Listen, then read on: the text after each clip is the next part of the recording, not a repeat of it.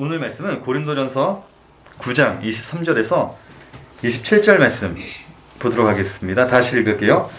내가 복음을 위하여 모든 것을 행함은 복음에 참여하고자 함이라.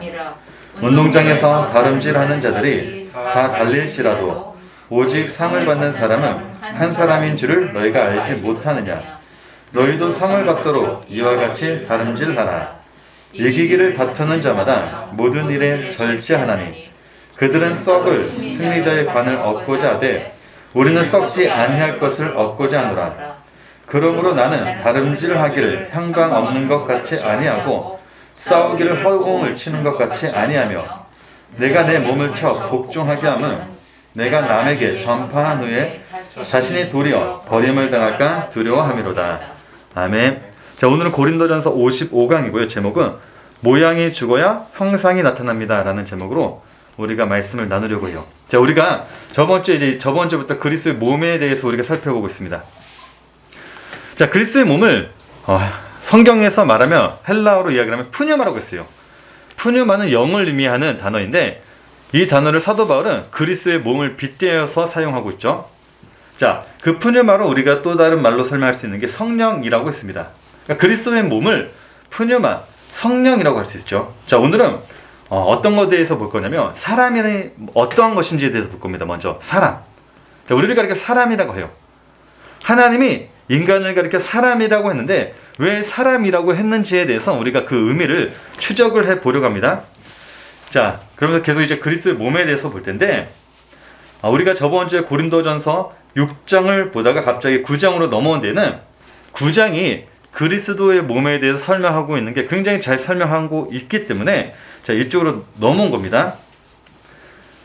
고린도전서 9장은 그리스도 몸에 대해서 설명하고 있는 가장 적합한 구절인데, 자, 왜 그러냐면 먼저 고린도전서 9장은 어떤 내용으로 되어 있냐면 바울이 그의 사도직을 가지고 왈가 불가하는 사람들을 향해서 내가 핑계 아닌 핑계를 대겠다라고 하면서 자, 9장의 문을 열고 있습니다. 자, 고린도전서 9장 2절에서 3절 말씀이거든요.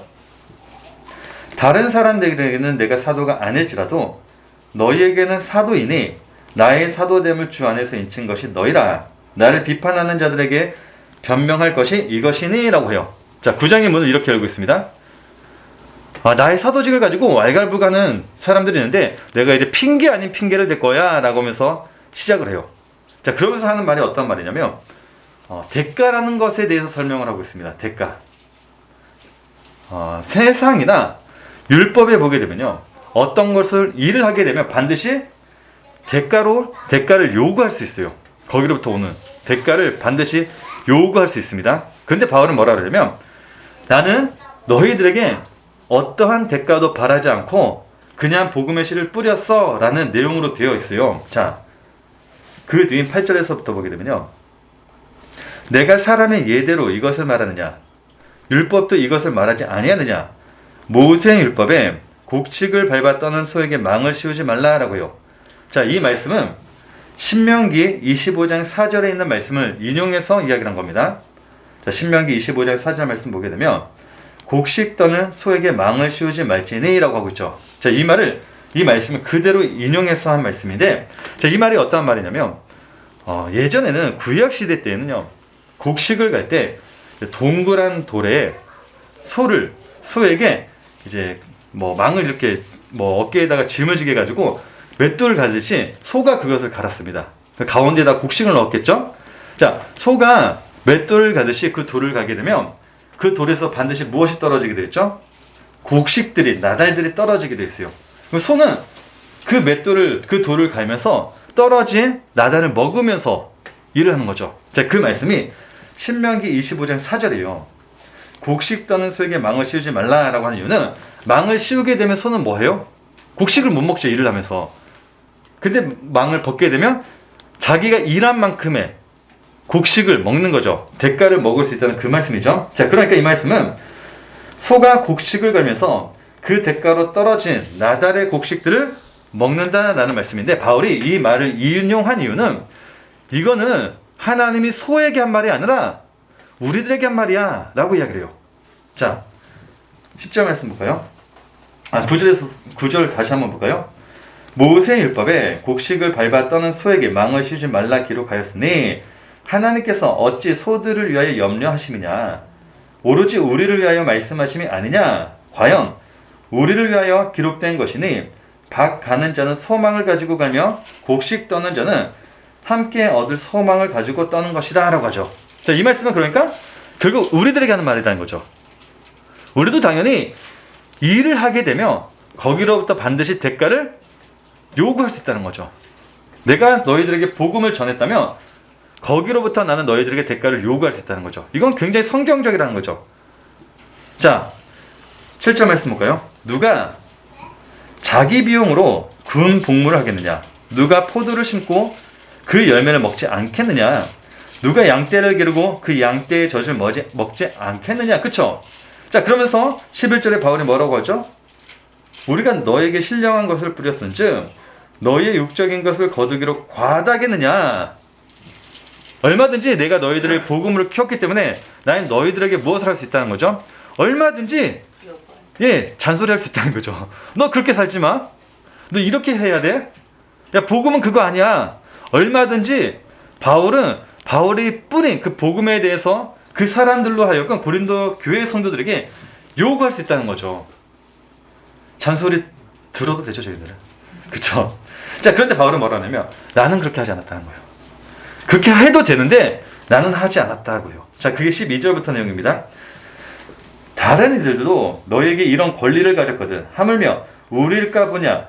그러나 우리가 이 권리를 쓰지 아니하고 범사에 참는 것은 그리스도의 복음에 아무 장애가 없게 하려미로다. 성전의 일을 하는 이들은 성전에서 나눈 것을 먹으며 제단에서 섬기는 이들은 제단과 함께 나누는 것을 너희가 알지 못하느냐.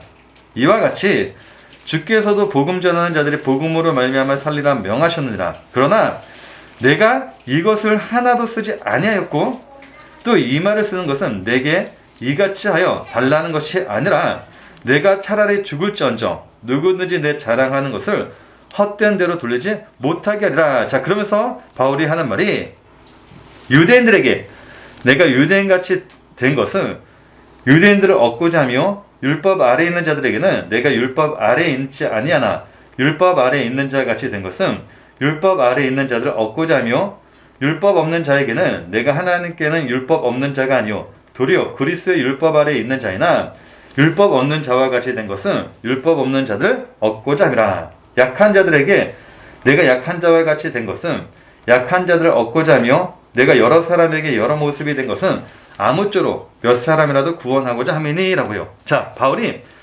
이렇게 말을 하고 있는 이유는 결국 뭐냐면 나는 어떠한 대가도 바라지 않고 그냥 복음을 전하기 위해서 그냥 씨를 뿌렸다는 거죠. 내가 뿌린 만큼의 대가를 나는 요구할 수 있는데 내가 그렇게 하지 않는 이유는 그냥 그 복음만 남게 하기 위해서 하나님의 말씀만 남게 하기 위해서 자신은 그렇게 이 땅에서 살아갔다라는 거죠. 그렇다면 바울은 왜 복음을 전해놓고 대가란 것을 요구하지 않고 그냥 복음만 전한 걸까요? 어떤 것도 요구하지 않고 요구할 수 있음에도 불구하고 왜 그랬을까요? 왜 대가를 요구하지 않았을까요? 그거 아는 게 이제 오늘 핵심입니다.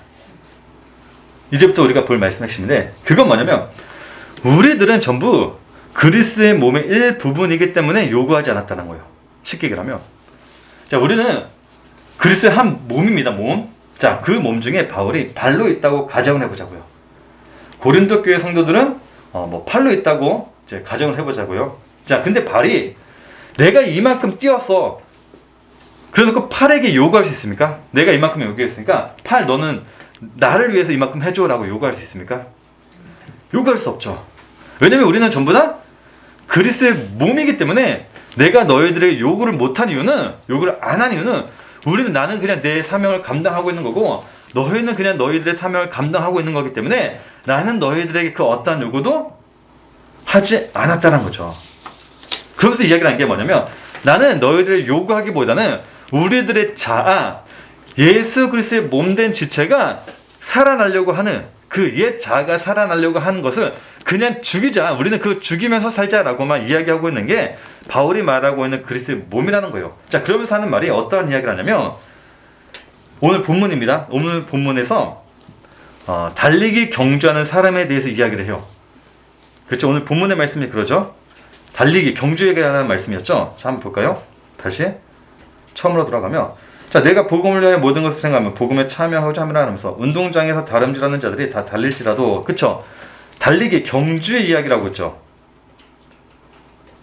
자, 그렇다면 바울은 왜 그리스도의 몸에 대한 이야기를 하다가 운동장에서 달리기 경주하는 사람에 대해서 이야기를 하고 있는 걸까요? 이게 오늘 설교의 핵심입니다. 그리스도의 몸에 대해 설명하다가 바울이 갑자기 우리는 이제 한 지체다 라고 하면서 마지막 결론으로 경주에서 달리게 하고 있는 사람으로 그 끝마침을 하고 있거든요. 그리스도의 몸에 대해 설명하고 있면서. 자, 왜 그랬을까요? 바울은 그 말을 뜬금없이 한 말이 아닙니다. 뜬금없이 갑자기 운동장에서 달리게 하는 그 사람에 대해서 이야기한 게 아니에요. 그리스도의 몸이 어떤 몸인지 우리가 알게 되면요, 당연히 경주에서 달리게 하고 있는 그 이야기를 할 수밖에 없어요. 왜 그런지 우리가 말씀을 보러 갑니다. 자, 성경에 바울이 그리스도와 우리와의 연합에 대해 설명할 때 늘 했던 비유가 있어요. 그리스도와 나를 연합시킬 때, 우리는 하나의 몸이다, 연합을 할 때 늘 했던 비유가 있어요. 딱 하나밖에 없어요. 딱 하나. 그리스도와 우리의 하나, 연합을 설명할 때 설명했던 단어 하나. 뭐죠? 우리가 지금 계속해서 보고 있는 몸이라는 단어예요. 바울은 예수 그리스도와 우리와의 연합을 설명할 때, 비유할 때 단 하나밖에 이야기를 하지 않았습니다. 몸으로밖에 그것을 설명하지 않았어요. 물론 첫 번째 부부관계라는 그 몸으로 설명이 됐습니다. 그렇죠? 부부관계로 그리스도와 우리와의 연합을 설명했습니다. 이 부분에 대해서 다룬 게 에베소서 5장 31절이죠. 그러므로 사람이 부모를 떠나 그의 아내와 합하여 그들이 한 육체가 될지라. 그쵸? 몸으로밖에 설명 안 하죠. 남편과 여자가 한 몸이 될지니라. 그쵸? 몸으로밖에 설명 안 하죠.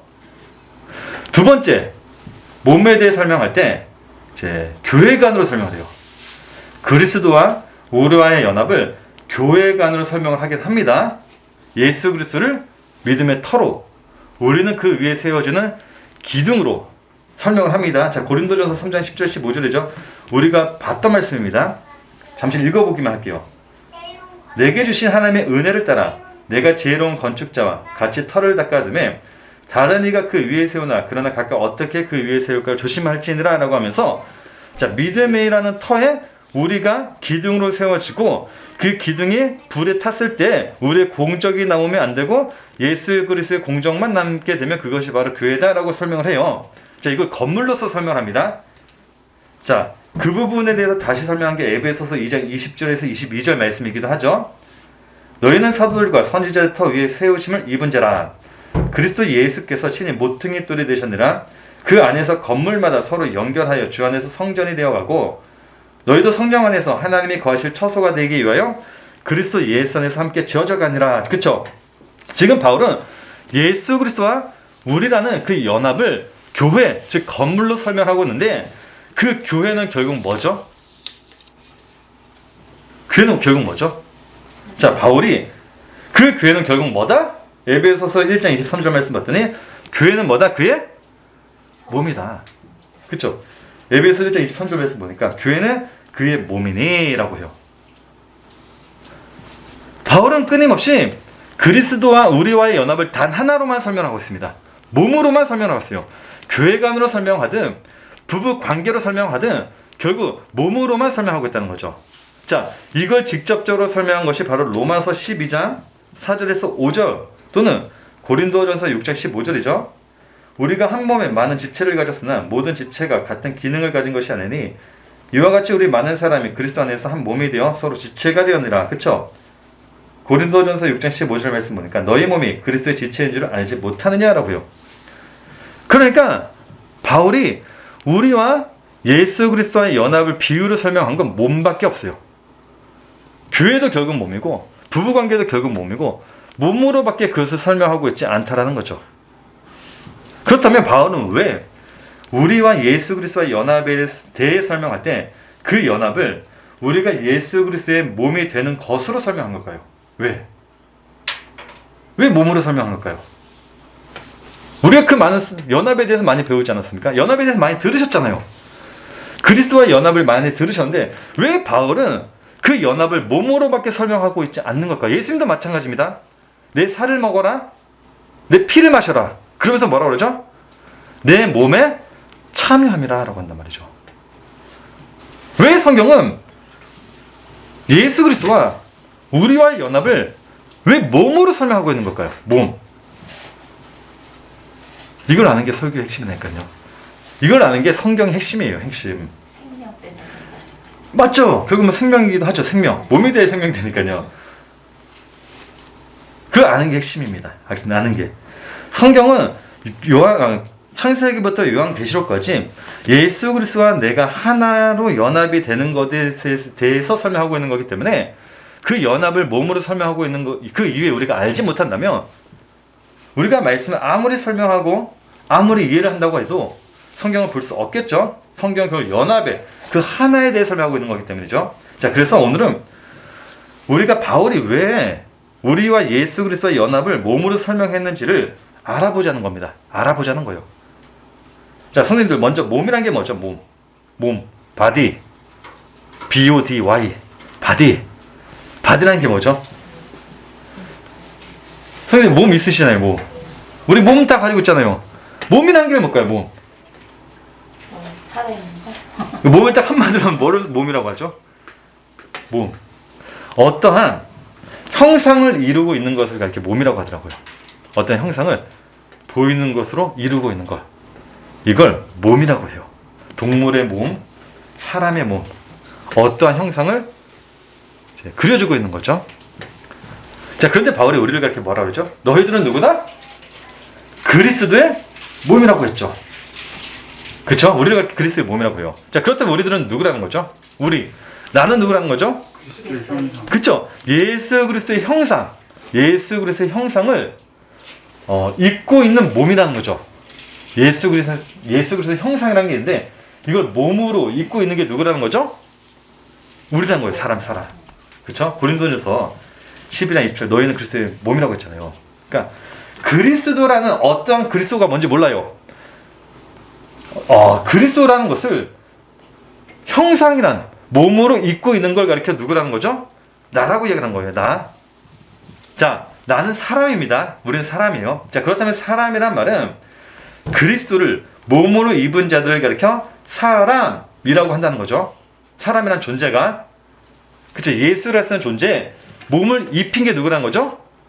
사람이란 거예요. 사람. 자, 그렇다면 사람이라는 존재는 어떤 존재로 창조된 게 사람이란 거죠? 그건 예수 그리스도라는 그분의 몸을 입힌 게 그 몸으로 창조된 게 누구란 거죠? 사람이라는 존재라는 거예요. 자, 그렇다면 그 말은 곧 하나님이 천지를 창조하셨을 때 사람을 만드셨다는 건 나를 사람으로 만드셨다는 걸 말하는 게 아니라, 그쵸? 하나님이 천지를 창조할 때 사람을 만드셨대요. 사람을 만드셨대. 그 사람은 나라는 존재를 창조했다는 걸 말하는 게 아니라 예수 그리스도를 몸으로 입힌 게 그건 뭐라는 거죠? 사람이라고 한다는 거예요. 지금 사람이라는 개념을 잘 잡으시라는 거예요. 사람이라는 개념을. 우리가 사람하면 이성과 지성을 가지고 있고 우리의 뭐 자유의지가 있고 뭐 눈이 있고 코 하나 있고 입이 있고 걸어다니고 두 팔 있고 이런 존재를 가리켜 사람이라고 하는 게 아니라 이거는 국어 사전에서 사람들이 만들어낸 개념의 사람이란 거고, 성경에서 말하는 하나님이 말하는 사람이란 존재는 예수 그리스도라는 그것에 몸을 입힌 걸 가리켜 사람이라고 한다는 거예요. 더 쉽게 얘기하면 창세기 1장 1절이 누구에 대한 말씀이죠? 창세기 1장 1절 예수 그리스도에 설명한 말씀이라고 제가 설명드렸죠. 예수 그리스도. 그 창세기 1장 1절을 하나님이 친히 몸이란 것을 감싼 게 누구란 거죠? 그걸 사람이라고 한다는 거예요. 이해가 되십니까? 창세기 1장 1절을 하나님께서 보이는 몸으로 이 땅에 만들어 버린 게 사람이란 것. 그러니까 예수 그리스도라는 그 1장, 창세기 1장 1절 예수 그리스도를 설명한 그것을 보이는 육으로 만들어 놓은 걸 가리켜 사람이라고 한다는 거예요. 자, 창세기 1장 1절에 어떤 말씀이 있죠? 이 땅에 하나님의 성전을 짓는다는 말씀이었죠. 그 성전의 머리를 누구나 예수 그리스도로 만들어 놓는다는 게 창세기 1장 1절의 말씀이라고 했어요. 그죠? 베레시트, 바라, 엘로임, 하샤마임, 하에르츠 아시죠? 모르시면 나중에 제가 설명 또 드릴게요. 자, 그런데 그러니까 창세기 1장 1절은 하나님, 이 땅에 세워지는 하나님의 성전에 대해 설명하는 겁니다. 그게 창세기 1장 1절이에요.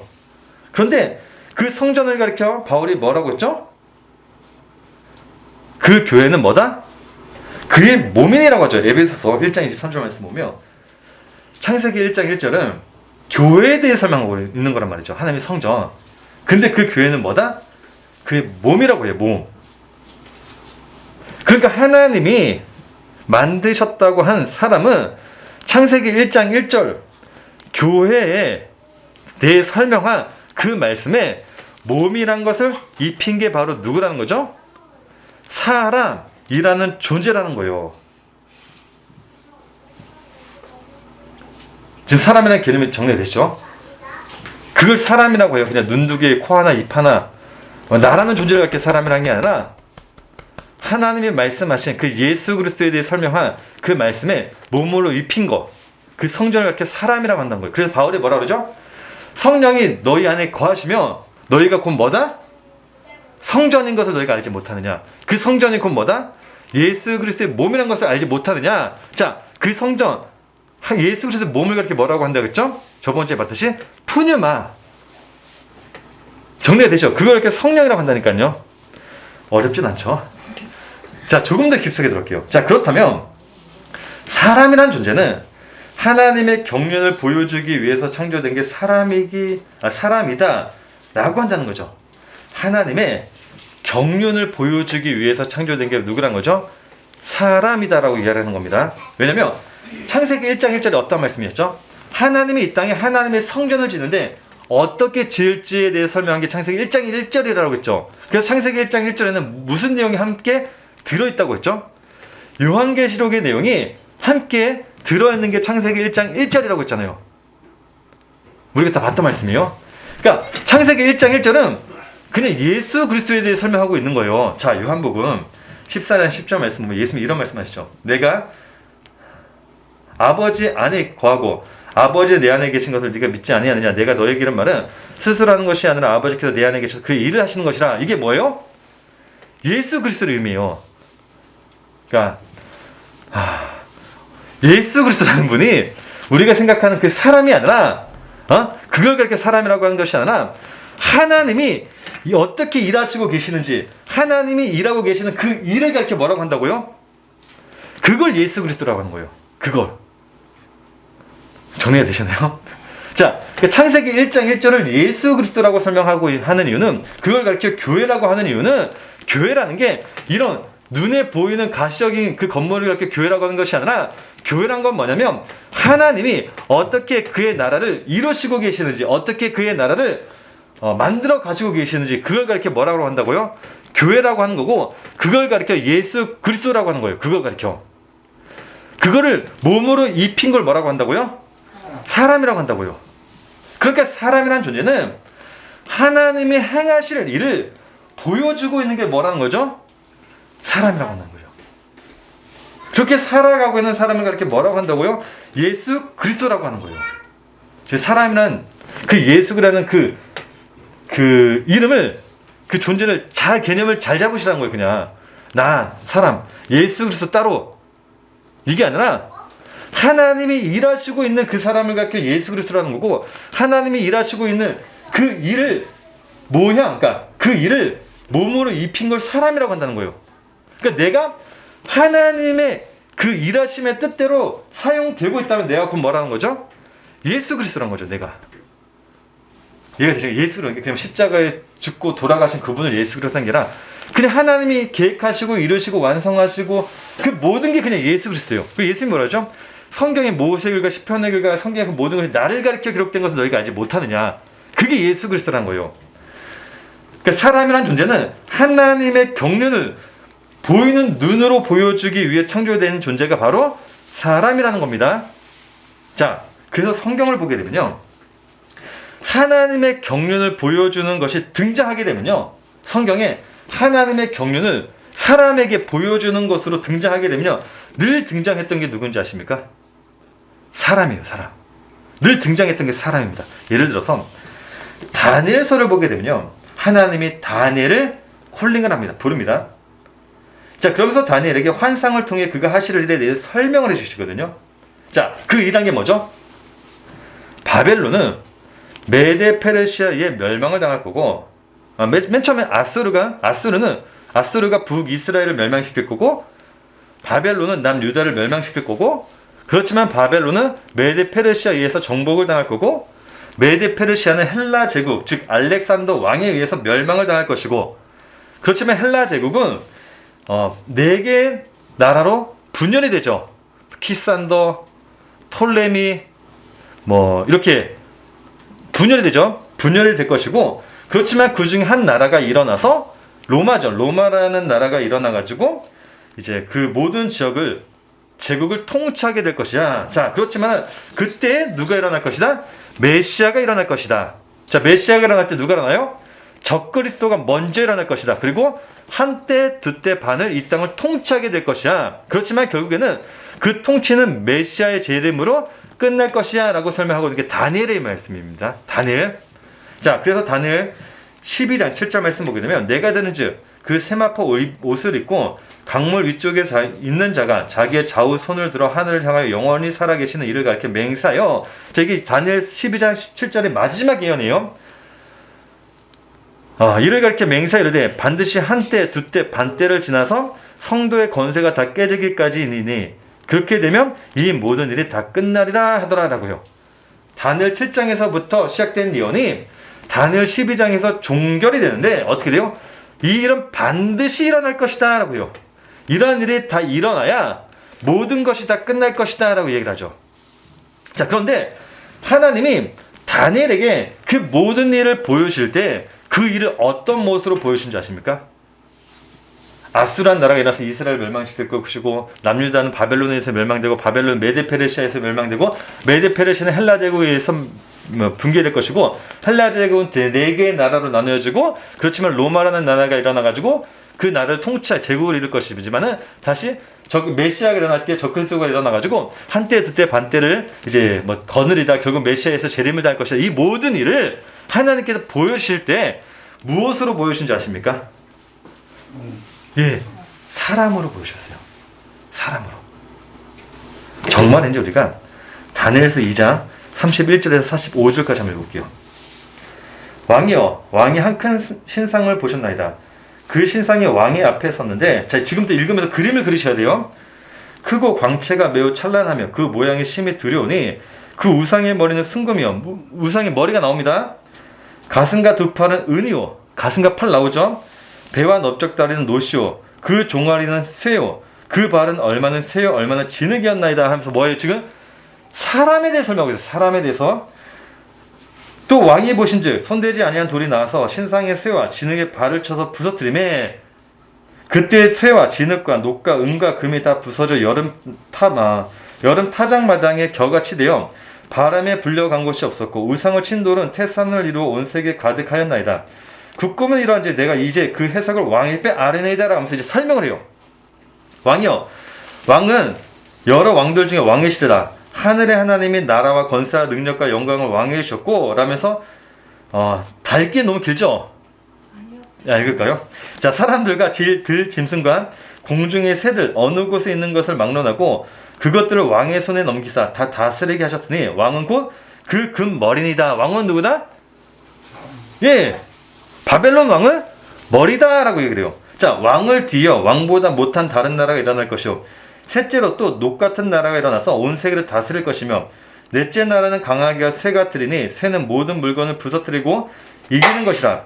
쇠가 모든 것을 부수는 것 같이 그 나라가 문 나라를 부서뜨리고 찌를 것이며 왕께서 그 발과 발가락이 얼마나 토기장이 진흙이요 얼마나 쇠인 것을 보셨은즉 그 나라가 나눌 것이며 왕께서 쇠와 진흙이 섞인 것을 보셨은즉 그 나라가 쇠 같은 든든함이 있을 것이나 그 발가락이 얼마나 쇠요 얼마나 진흙이요. 지금 계속해서 뭐 발과 발가락에 대해 설명하고 있죠. 그 나라가 얼마나 든든하고 얼마나 부서질 만한 것이며 왕께서 쇠와 진흙이 섞인 것을 보셨은즉 그들이 다른 민족과 서로 섞일 것이나 그들이 피차에 합하지 아니함이 쇠와 진흙이 합하지 않은가 같으니라. 그러면서 이제 계속해서 설명을 해요. 자, 이 말씀을 제가 그림으로 이렇게 그려드리면 이렇게 되겠죠. 이건 퍼온 겁니다. 밑에 보면 블로그 다음 넷이 있어요. 이거 퍼온 거예요. 그 그림을 제가 그린 건 아닙니다. 자, 우리가 봤던 말씀을 이제 그림으로 그리면 이렇게 돼요. 머리는 바벨론, 몸과 팔은 누구요? 메드페르시아. 그리고 뭐 허벅지 그리스, 뭐 종아리 로마, 발가락은 열구. 그쵸? 이거를 뭐 사자, 곰, 표범, 괴물 뭐 열불로 설명을 해요. 다니엘서에서. 자, 봤더니 하나님이 일하실 것, 하나님의 열심을 하나님이 보여주실 때 무엇으로 설명하고 있어요? 사람으로 설명하고 있죠. 사람. 중요한 건 그거예요. 사람으로 설명하고 있다는 거예요. 그러니까 사람이라는 존재는 단순히 이 땅의 만물의 영장류가 아니라 하나님의 행하실 일을 보여주는 존재로 창조된 게 누구라고요? 바로 사람이라는 거예요. 사람. 그쵸? 이건 다니엘서뿐만 아닙니다. 왜냐하면 에스겔에서도 마찬가지죠. 왜냐면 에스겔에 보게 되면 하나님이 그가 하시를 에스겔 선지자에게 보여줄 때도 그 일을 무엇으로 보여줘? 사람의 모습으로 보여주셨기 때문이죠. 자, 보세요. 에스겔서 23장 14절 말씀 봤더니 그가 음행을 더하였으면 붉은색으로 벽에 그린 사람의 형상 곧 갈대아 사람의 형상을 보았습니다. 그쵸? 무엇보다 하나님의 경륜을 이루고 있는 그 일을 맡은 생물들도 무엇으로 나타나고 있죠? 에스겔서에 보게 되면 하나님의 경륜을 이룰 그 생물들이 나타나요. 그 생물들이 나타나는데 그 생물들이 어떤 모습으로 나타나죠? 사람의 형상으로 나타나니까요.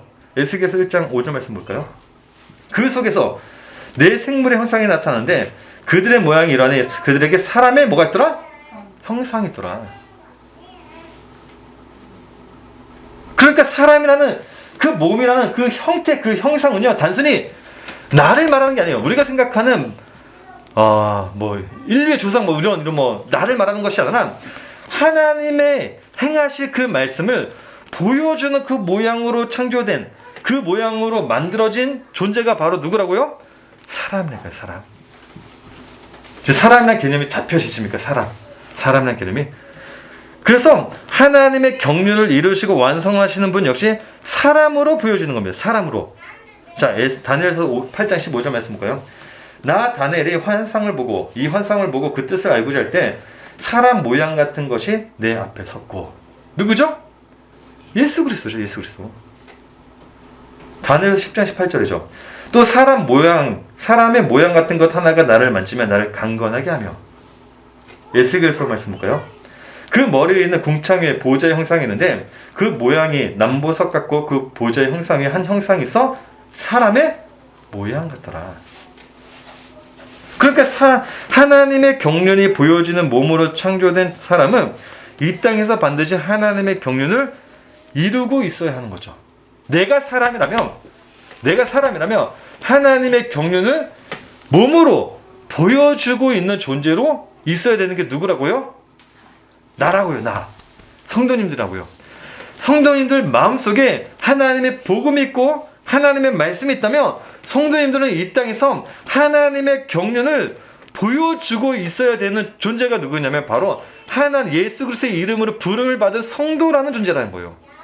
내 뜻대로 사는 게 아니라 내가 하고 싶은 대로 내 정욕대로 사는 걸 그게 아니라 하나님이 일하시고 계시는 그것을 우리는 보여주고 있는 존재로 살아야 돼요. 그런데 죄가 하나님의 일을 이루는 사람의 기능을 상실하게 만들었단 말이죠. 하나님의 일을 못하게 만들었죠. 그래서 이 땅에 하나님의 행하실 그 일을 실행할 수 있는 사람이 단 한 명도 없는 거예요. 단 한 명도.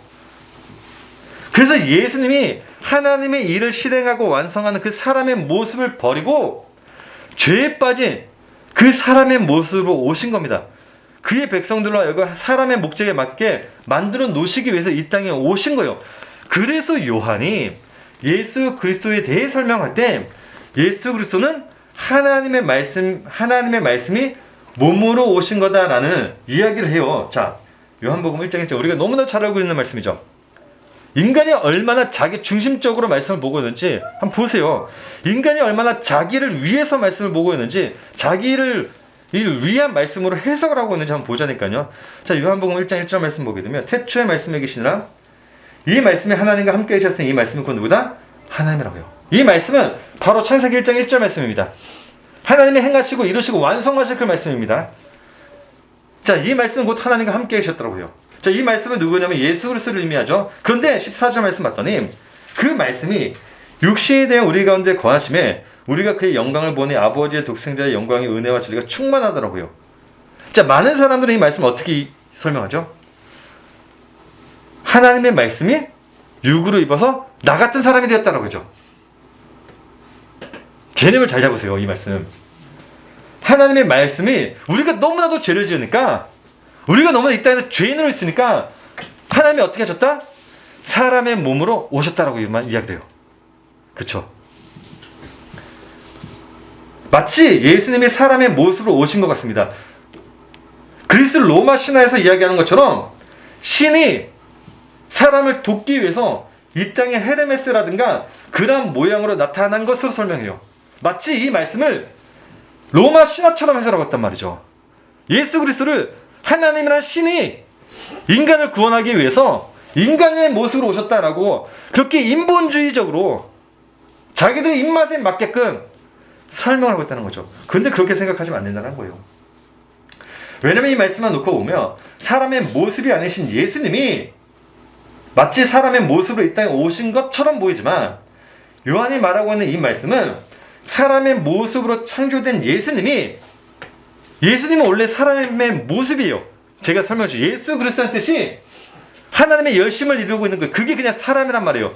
그 원인에 대해서 설명하거든요. 원인, 최초의 사람으로서의 사람의 모습을 버리고 죄된 인간의 모습으로 오셨다는 것에 대해 설명한 말씀이기 때문이에요. 그래서 18절 말씀 보게 되면, 자 보세요. 본래 하나님을 본 사람이 없다고 그래요. 하나님을 본 사람이 없으되 아버지 품속에 있는 그 독생하신 하나님이 나타내셨더라고요. 이 말씀이 무슨 말인지 아십니까? 하나님을 본 사람이 없어요. 사람이라는 존재가 몰라요. 사람은 사람이라는 존재를 이해를 못해요. 그래서 아버지 품속에 있는 그 독생하신 하나님이 나타나셨더니 그게 뭐라는 거죠? 그 사람이에요. 그러니까 사람이라는, 예수님이 이 땅에 오신 사람의 모습 두 가지가 있는 거예요. 자, 첫 번째, 제가 설명드렸듯이 사람이라는 존재가 어떤 존재라고 했죠? 하나님이 일하실 그 경륜에 대해 설명하는 게 뭐라고 했죠? 사람이라고 했죠. 그게 예수 그리스도란 말이에요. 그게 사람이에요. 사람은요, 하나님이 누군지 몰라요. 못 봤어요. 사람은 사람만 보기 때문에, 우리가 보는 사람만 사람으로 인지하기 때문에 하나님의 사람은 우리가 모른단 말이죠. 예수 그리스도를 몰라요. 그런데 예수님께서 어떻게 했죠? 하나님의 사람이신 예수님께서 이 땅에 사람으로 오셨죠. 사람으로 오셨다는 게 우리와 같은 사람으로 오셨다는 게 아니라 하나님의 그 사람됨을 버리고 이 땅에 우리가 생각하는 그 사람으로 오셨다는 거예요. 그러니까 예수님이 이 땅에 오신 사람은 두 가지 의미가 있어요. 첫 번째, 원인으로서의 사람으로 오신 모습과 하나님의 사람이 누구인지에 대해 오신 그 사람과, 둘째는 죄된 인간으로서의 모습으로 오신 사람에 대해 설명하고 있는 게 예수 그리스도라는 거예요. 어렵나요? 제가 말을 잘 못하나? 좀 멍하시는 것 같기도 하고 제가 말을 못하는 것 같기도 하고. 자, 예수님을 가르쳐 우리가 하나님의 아들이라고 해요. 하나님의 사람이라고 해요. 예수님은 하나님의 사람으로 오셨단 말이죠. 자, 예수님이 이 땅에 오셨습니다. 십자가 못 박혀 돌아가셨어요. 부활하셨어요. 무엇으로 부활하셨죠? 사람으로 부활하셨잖아요. 사람. 그게 원래 예수님이란 말이죠. 예수 그리스도라는 뜻이, 사람이라는 뜻이 우리와 같은 사람을 말하는 것이 아니라 하나님이 일하시고 경륜하시고 이루실 그 일을 가리키는 사람이라고 해요. 그걸 하나님의 사람이라고 한단 말이죠. 그걸 이렇게 하나님의 아들이라고 해요. 예수님이 그 사람을 이 땅에 오셨습니다. 그런데 예수님은 우리와 같은 사람으로도 오신 거죠. 우리와 같은 사람. 왜? 우리와 죄로 살아있는 나 같은 사람을 하나님의 사람으로 만들어 놓기 위해서 하나님은 두 가지 사람으로 오신 겁니다. 하나님의 사람이란과 나 같은 사람으로 오신 게 예수 그리스도인 거죠. 그래서 예수님께서 이 땅에 오셔가지고 두 가지 몫의 일을 다 하고 이루시고 이 땅에서 하나님의 사람으로 부활을 하셨어요. 근데 인간들은 그 예수님을 바라보면서 뭐라고 생각해요? 저 사람은 죽었는데? 예수님은 너 한번 나 만져봐. 난 사람이야. 만졌더니 진짜 사람인 거죠. 그러니까 그 사람이라는 개념을 우리가 생각하는 그 사람으로 이해를 하시면 안 된다는 거예요. 자, 그래서 예수님은 이 땅에 하나님의 사람과 인간의 사람으로 오신 겁니다. 두 가지를 다 이루셨어요. 자, 그래서 예수님을 이렇게 성경에서 뭐라고 하냐면 하나님의 형상이라고도 하지만 사람의 모양이라고 해요. 쉽게 얘기하면 성경은 하나님의 사람에 대해 설명할 때는 형상으로 설명하고 우리와 같은 인간의 사람으로 설명할 때는 모양이라는 단어를 사용해요. 형상과 모양이 다르다는 거예요. 설명하는 게. 왜냐면 형상이란 말은 하나님의 경륜을 이루는 것을 가리켜 형상이라고 하는 거고 모양이란 말은 그냥 우리가 보고 있는 사람이라는 그 모양을 의미하기 때문이에요. 그래서 성경에서 예수 그리스도를 모양으로 설명할 때는 예수 그리스도를 모양으로 설명할 때는 사람으로 오신 분으로 설명해요. 죄된 사람으로 설명해요. 자, 빌립보서 2장 8절 말씀 볼게요. 사람의 모양으로 나타나사 하나님의 사람이 우리와 같은 죄된 인간으로 오셨을 때 모양이라는 단어를 사용해요. 사람의 모양으로 나타나사 자기를 낮추시고 죽기까지 복종하셨을 때는 곧 십자가에서 죽으심이라. 자, 그에 반해 형상으로 설명할 때는 하나님의 경륜을 이루시는 분으로 설명해요. 자, 히브리서 1장 3절 말씀 볼게요. 이는 하나님의 영광의 광채시오 그 본체 뭐다? 형상이시라. 그의 능력의 말씀으로 만물을 붙드시며 죄를 정결하게 하는 일을 하시고 높은 곳에 계신 지극히 크신 이의 우편에 앉으셨느라. 그쵸? 그러니까 이런 겁니다. 예수님이 하나님의 사람이신 원인으로서의 사람이신 예수님이 이 땅에 오신 모습은 죄된 인간의 모양으로 오셨지만 하나님의 형상으로 하나님의 경륜을 이루실 분으로 오신 분이 바로 누구라는 거죠? 예수 그리스도라는 거죠. 정리가 되죠 지금? 자, 그렇지만 죄된 인간의 모양은 십자가에서 죽이고 원인으로서 최초의 인간, 최초의 사람으로서의 사람이 되신 거죠. 자, 그런데 그로 인해서 그 안에 있던 하나님의 백성이었던 사람들도 모양을 입었던 사람들도 하나님의 형상이 되는 사람이 되었죠. 자, 그래서 바울이 골로새서 3장 10절에 이런 말씀을 한 겁니다. 자, 새 사람에 대해서 설명합니다. 새 사람. 옛사람과 새 사람에 대해서 설명할 때 새 사람을 입었으니 누가요? 우리가 새 사람을 입었으니 이는 자기를 창조하신 이의 형상을 따라 지식에까지 새롭게 하심을 입은 자들아. 뭐라 그래요? 자기를 창조하신 이의 형상을 따라. 우리는 모양으로 창조되었지만은 이제 뭐예요? 하나님의 형상으로 창조되었죠. 그걸 이렇게 뭐라 그래요? 새 사람이라는 거예요. 새 사람. 옛사람과 새 사람이 우리가 생각하는 나의 옛사람이 나의 죄성이 죽고 새 사람이 되었다. 성령 받고 새 사람이 되었다. 눈이 변하고 얼굴이 변하고 나의 본성이 변하고 나의 생각이 변하고 내가 변했다. 이걸 새 사람이라고 이야기하는 게 아니라 인간은 안 변해요. 인간은 때려도 안 변해요. 인간은 맞아도 안 변해요. 그치? 성령 변하셨습니까? 하나님 만나셔가지고 새 사람 되셨습니까? 안 변한다니까요. 나의 똥꼬지, 나의 개념 없는 가치가 안 변해요.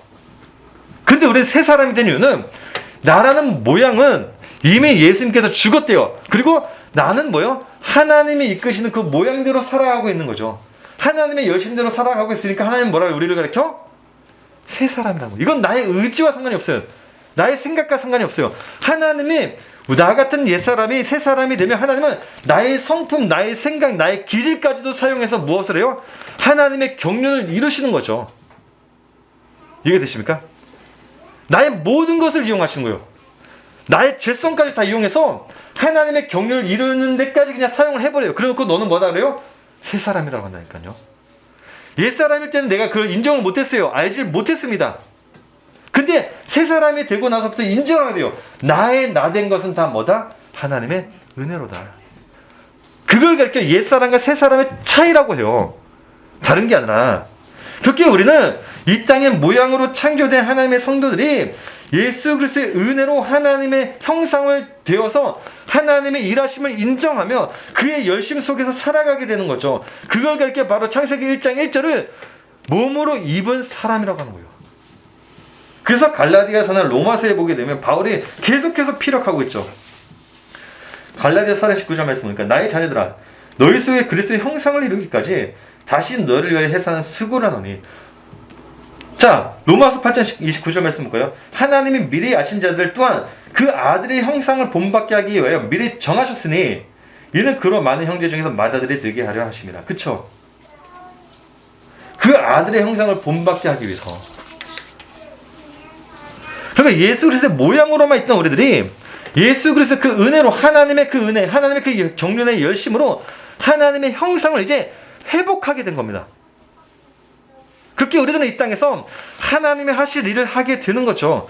그걸 가르쳐 뭐라 그래요? 하나님의 사람이라고 한다니까요. 그래서 잘 보세요. 하나님의 경륜이라고 할 때 경륜을 헬라어로 오이코노마이라고요. 오이코노미아라고 하는데, 자, 오이코노미아가 어떤 단어냐면 오이코스, 집을 매요.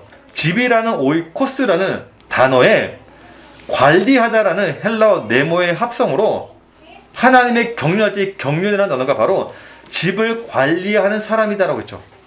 창세기에서 우리가 말씀받습니다. 하나님의 집을 관리하는 자가 누구라고요? 사람이요. 그걸 이렇게 뭐라고 한다고요? 경륜이요. 하나님의 집을 관리한다는 게 내가 집을 쓸고 닦는 자를 그렇게 하나님의 집을 관리한다라고 하지 않았습니다. 하나님의 집을 관리한다는 뜻이 어떤 뜻이라고 했죠? 하나님이 일하시는 대로 쓰임을 받는 자. 그렇죠? 그런데 내가 하나님이 하는 일을 내가 하겠다라고 하면 그걸 이렇게 뭐라 그래요? 불의한 청지기라고 하는 거예요. 그 창세기 1장 1절에 대해 다시 설명드리면 하나님의 집을 관리하다라는 뜻이 그냥 그의 집을 지킨다는 말이 아니라 하나님이 쓰시는 대로 쓰임 받는 자를 가르쳐 하나님의 사람, 그걸 가르쳐 오이코노미아, 경륜이라고 한다는 거예요. 그래서 우리들은요, 사람을 통해 은혜를 받기도 하는 거고, 성경님 사람을 보면서 은혜 받잖아요. 은혜 안 받습니까? 전 많이 받아요. 왜죠? 하나님의 경륜이 누구를 통해 나타나고 있기 때문에요? 사람을 통해서 나타나고 있기 때문에. 사람. 그 사람이 하나님의 경륜이니까요. 옆에 계신 성도님 한번 보세요. 한번 보세요. 이 사람이 누구냐면 하나님의 경륜을 나타내고 있는 사람이에요. 그러니까 우리가 하나님의 은혜를 어디서 배워요? 사람을 통해서 배우는 거죠. 사람을 통해서. 자연 만물을 통해서 배우지만은 사람을 통해서 우리가 은혜를 받는 이유는 그 사람을 통해서 하나님의 경륜이 나타나고 있기 때문에 우리가 사람을 통해서 은혜를 받고 있는 거죠. 그래서 바울이 오늘 본문 전임 고린도전서 9장 13절, 14절에서 이런 이야기를 한 거죠. 성전의 일을 하는 이들은 성전에서 나누는 것을 먹으며 제단에서 섬기는 이들은 제단과 함께 나누는 것을 너희가 알지 못하느냐. 이와 같이 주께서도 복음 전하는 자들이 복음으로 말미암아 살리라 명하시느라. 뭐요? 복음을 전하니까 우리는 무엇을 받아요? 은혜를 받는 거죠. 복음으로 사는 거죠. 복음으로. 복음을 전함으로 해서 저 사람이 새 사람이 되어 하나님의 은혜를 알게 되어. 누가 은혜를 받아요? 내가 은혜를 받죠. 내가 은혜를 받는 거죠. 그 말씀으로만 은혜 받는 거는 가짜죠. 가짜. 말씀만 읽으면서 은혜 받는 거는 진짜 은혜가, 참된 은혜가 아니라는 거죠. 이해가 되십니까? 그리고 또 하나님의 경륜을 이루고 있는 게 사람이기 때문에 우리는 하나님의 경륜을 위해 달려갈 수밖에도 없기도 하죠. 왜냐하면 하나님의 경륜 그 자체가 사람이기 때문에요. 그래서 바울이 내가 복음을 위하여 모든 것을 행하면 복음에 참여하고자 함이라는 말을 하면서 달리기에 대한 이야기를 할 수밖에 없는 거죠. 왜? 사람이라는 존재가 뭐죠? 하나님의 경륜을 위해서 달려가고 있는 존재가 사람이기 때문이죠. 이해가 되십니까? 사람이라는 존재 자체가 하나님의 경륜을 이루기 위해서 나아가는 존재가 사람이니까 바울은 그리스도의 몸에 대해 설명해서 마지막에 달리기 경주하는 사람에 대해 설명할 수밖에 없는 이유가 그게 뭐기 때문이죠? 그게 사람이기 때문이죠. 그게 사람의 참된 모습이기 때문에 바울은 그리스도의 몸에 대해 설명하다가 마지막에 달리기 경주하는 사람에 대해 설명할 수밖에 없었던 거죠. 그 사람이 누구라고요? 예수 그리스도요. 그 사람이.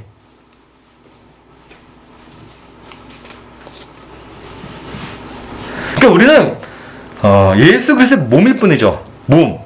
자, 고린도전서 11장 27절 말씀 보면 그래서 바울이 어떤 얘기를 하냐면 너희는 그리스도의 몸이요 지체의 각 부분이라고요. 부분. 그러니까 지금 달리게 하고 있는 사람은 누구죠? 달리게 하고 예수 그리스도죠. 내가 달리는 게 아니라 예수 그리스도께서 달리고 계신 거죠. 그게 사람이죠. 사람이라는 의미가 그런 의미라고 했어요. 하나님의 경륜을 이루고 있는 거. 그걸 그냥 사람이라고 했어요. 그러니까 지금 시계가 움직이고 시계가 돌아가고 시간이 가고 있는 것은 다 지금 누가 가고 있는 거죠? 예수 그리스도께서 가고 달려가고 계시는 거죠. 자, 우리는 그 속에 무엇으로 있죠? 한 몸의 지체로 있는 거죠. 그러니까 따지고 보면 달리고 있는 사람은 누구냐면 내가 아니라 예수 그리스도인 거죠. 우리들은 그 그리스도의 몸에 무엇이 될 수 있죠? 팔이 될 수도 있고 손톱이 될 수도 있고 발톱의 때가 될 수도 있고 머리카락이 될 수도 있고 그렇죠? 우리 그 부분의 지체 일부분으로 그냥 달려가고 있는 거죠. 그 내용을 다루고 있는 게 오늘 본문이에요. 내가 복음을 위하여 모든 것을 행하면 복음에 참여하지 않으라. 운동장에서 다람질하는 자들이 다 달릴지라도 오직 상을 받는 사람은 한 사람인 줄을 너희가 알지 못하느냐. 예수 그리스도만 상을 받는다는 거죠. 너희도 상을 받도록 이와 같이 다름질하라. 이건 뭐냐면 자, 우리 그 보고 달려서 상을 받아라 한 게 아니라 예수 그리스도께서 상을 받으면 그 상은 누구의 것인 거죠? 내 거죠. 네. 나죠. 예수 그리스도의 몸의 일부분이 나기 때문에요. 자, 우리는 그러니까 뭐 해야 된다는 거죠? 그냥 그 지체에 맞게끔 사용이 되면 된다는 거죠.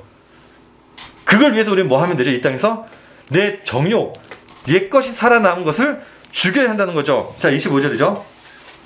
이기기를 다투는 자마다 모든 일에 절제하나니 그들은 썩을 승리자의 관을 얻고자 하되 우리는 썩지 아니할 것을 얻고자 하노라. 그러므로 나는 다름질 하기를 향방 없는 것 같이 아니하고 싸우기를 허공을 치는 것 같이 아니하며 내가 내 몸을 쳐 복종하게 하면 그쵸?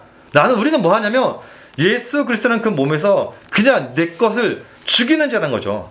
내가 남에게 전파된 후에 자신이 도려 버림을 당할까 하노라 할 때 이 말이 무슨 말이냐면 단순히 우리가 복음을 위해 열심히 달려야 된다는 말이 아니라 사도 바울은 자신은 그리스도의 발로 있기 때문에 자신은 열심히 달려야 된다라고 이야기를 해요. 자, 26절에서 보게 되면 다시 그러므로 나는 다름질 하기를 향방 없는 것 같이 아니하고 싸우기를 허공을 치는 것 같이 아니하며 내가 내 몸을 쳐 복종하게 함은 내가 남에게 전파한 후에 자신이 도리어 버림을 당할까 두려워함이라고요. 자, 이 말씀이 무슨 말이냐면 자신이 예수 그리스도의 힘을 이기려고 하는 그 힘, 자신의 의지로 더 앞서 나아가려고 하는 그 의지를 죽이고 그분의 힘으로만 달리겠다라는 말인 겁니다. 그쵸? 왜냐면 자신이 하나님의 형상이 되긴 했지만 지금 사도 바울은 예수 그리스도의 발로 있어요. 발로. 그 발이 예수 그리스도의 의지를 지금 뛰어넘을까봐 사도 바울은 두렵다는 거예요. 그래서 나는 내 자신을 죽이겠다는 거죠. 왜? 나는 하나님의 형상이 됐기도 했지만은 자신에게는 사람의 모양이란 것도 있기 때문에요. 내 모양도 있기 때문에요. 그래서 바울이 고린도전서 15장 49절 말씀 보니까 우리가 흙에 속한 자의 형상을 입은 것 같이, 그쵸? 흙에 속한 그 모양을 입은 자 같이 하늘에 속한 이 형상을 입으리라 라고 한단 말이죠. 그렇지만 자신은 하나님의 형상을 위해 산다는 거죠. 왜냐면 그렇지 않으면 열심히 달려놓고 하나님께 버림을 당할까 봐요. 그래서 바울이 15장 31절에 뭐라고 하죠? 형제들아, 내가 그리스도 예수 우리 주 안에서 가진 바 너에게 대한 나의 자랑을 두고 다나니 나는 뭐한다? 날마다 죽노라. 여기서 내가 죽는다는 것은 모양을 의미하는 겁니다. 모양. 그 모양. 자, 예수님이 이 땅에 오셔서 무엇을 죽이셨습니까? 오히려 자기를 비워 종의 형체를 가지사 사람들과 같이 되셨고 사람의 모양으로 나타나사 자기를 낮추시고 죽기까지 복종하셨으니 그 십자가에서 죽으시니라. 뭐야? 우리가 죽일 것은 모양을 죽여야 돼. 모양. 내 모양. 내가 죽으면 나라는 흙의 모양이 죽으면 나타나는 게 뭐죠? 형상이 나타나는 거예요. 형상이. 하나님의 형상이 나타나는 거죠. 그러니까 하나님의 형상을 나타내야 되는 사람은 우리가 가지고 있는 그 모양을 죽여야 하는 겁니다. 그렇게 우리는 예수 그리스도의 힘으로 달리게 되는 겁니다. 그런데 그 힘을 우리가 영유하려고 한다면 우리들은 결국 666이 되고 만다라는 거죠. 그런데 그건 나만 그런 게 아니라 예수 그리스도의 모든 몸의 지체들이 그래야 한다는 겁니다. 그래서 바울이 에베소서 4장 16절에서 그에게서 온몸이 각 마디를 통하여 도움을 받음으로 연결되고 결합되어 각 지체의 분량대로 역사하여 그 몸을 자라게 하며 사랑 안에서 스스로 세우느라. 뭐라죠? 결국 사랑을 하죠. 사랑. 그리스도의 몸된 지체에서 그 지체들이 가질 수 있는 건 단 하나, 뭐밖에 없다는 거죠? 사랑밖에 없다는 거죠. 사랑. 그렇게 우리들은 한 마음이 돼서 한 사랑을 가지고 뛰는 거죠. 팔이 잘못했으면 뭐해요? 용서해 주는 거죠. 팔이 다른 기관들이 용서해 주는 거죠. 괜찮아 격려해 주고, 아니야 그럴 수 있어. 그렇게 사랑이라는 것을 한 마음이 되어서 하나님의 그 열심을 향해 달려가게 되는 겁니다. 그렇게 우리는 열심히 달렸을 때 나중에 그 상은 누가 받는 거죠? 우리의 머리이신 예수 그리스도에서 받게 되는 거죠. 그런데 많은 사람들은 그렇게 생각을 안 해요. 예수 그리스도의 사랑, 그 의지, 그렇게 생각하지 않고 다 뭐요? 내가 하려고 하죠. 내가. 그 책에 나오면 전도와, 진돗개 전도와, 내가 이렇게 했더니 이렇게 됐다 막 자기 열심을 뽐내려고 안절부려 못하고 어떻게든 뭐 자기 열심을 내놓으려고 하죠. 왜? 그 상 내가 받으려고 하기 때문에요. 절대로 하나님의 형상을 이루기보다는 자기 모양으로 살아가고 있죠. 교회 일도, 전도도, 헌금도, 봉사도, 모든 것들 다 자, 인간의 열심, 인간의 누룩에 빠져 있는 거죠. 그래서 바울이 고린도서 10장에서 뭐라 하냐면, 야, 너희들 그렇게 살면 그리스도의 몸에서 잘릴 수 있어 라고 얘기해요. 너희들 자꾸 그렇게 살면 너 그리스도의 몸된 지체 됐지? 하나님의 그 지체를, 너희라는 그 지체를 잘라버릴 수도 있어 라고 얘기해요. 10장에서. 다음 주에 이것은 보도록 하겠습니다. 잠시 기도하도록 하겠습니다. 하나님,